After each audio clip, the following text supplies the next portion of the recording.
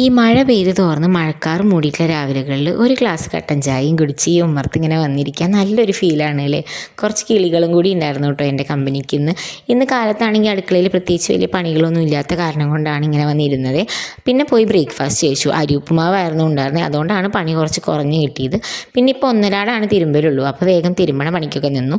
പിന്നെ ഏട്ടനാണെങ്കിൽ ഈ ഒരു മീൻ മേടിച്ചു കൊണ്ടിട്ടുണ്ടായിരുന്നു കേട്ടോ. നമ്മുടെ അവിടെ ഇതിനെ ചൂടാന്നാണ് പറയുക, നിങ്ങളുടെ അവിടെ എന്താ പറയുക എന്ന് കമൻറ്റ് ചെയ്യണം കേട്ടോ.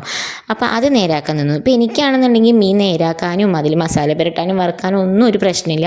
പക്ഷെ കഴിക്കാൻ നേരത്ത് വേണ്ട. ഈ പ്രഗ്നൻസി ടൈമിലുള്ള ഓരോരോ പ്രതിഭാസങ്ങളില്ലേ. പക്ഷെ അപ്പൂന് പ്രഗ്നൻ്റ് ആയിരിക്കുമ്പോൾ എനിക്കിതൊന്നും ഒരു പ്രശ്നം ഉണ്ടായിരുന്നില്ല കേട്ടോ. ഇതായിരിക്കും പറയണത് ഓരോ പ്രഗ്നൻസി ഓരോ പോലെയാണ്. വൈകുന്നേരം അപ്പൂനെ കൊണ്ടുവരാൻ ഞാനാണ് കേട്ടോ ഒന്ന് പോയത്. അപ്പോൾ അവനെ മയക്കാൻ വേണ്ടി 2 കോലുമിഠായും വാങ്ങി കൈ പിടിച്ചിട്ടുണ്ടായിരുന്നു. പിന്നെ തിരിച്ച് വന്ന് നേരെ തുണി മടക്കലും കാര്യങ്ങളൊക്കെ ആയിരുന്നു കേട്ടോ. അങ്ങനെ ഈ ഒരു സൂര്യപ്രകാശം നമ്മൾക്ക് വൈകുന്നേരം റൂമിലേക്ക് കിട്ടുന്നതാണ്. ഇത് എനിക്ക് ഭയങ്കര ഇഷ്ടമാണ്. അപ്പോൾ അത്രയ്ക്കാണ് ഇന്നത്തെ വിശേഷങ്ങൾ. ബായ്.